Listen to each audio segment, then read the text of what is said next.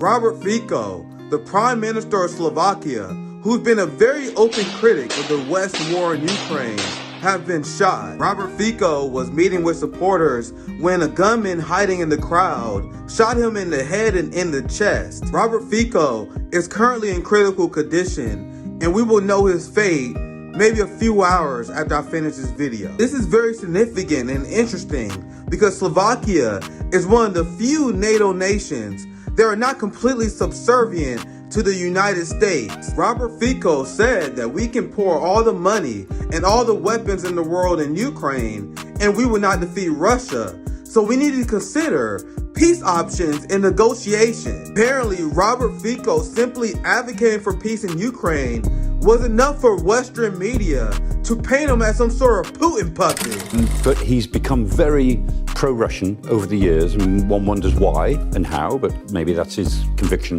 They dig their toes in against aid to Ukraine or and against any sort of sympathy with Kiev. And they keep saying, look, we want the war to finish. Yeah. And by that they mean they want the Russians to succeed and then the war will be over if Ukraine would just surrender and give up territory.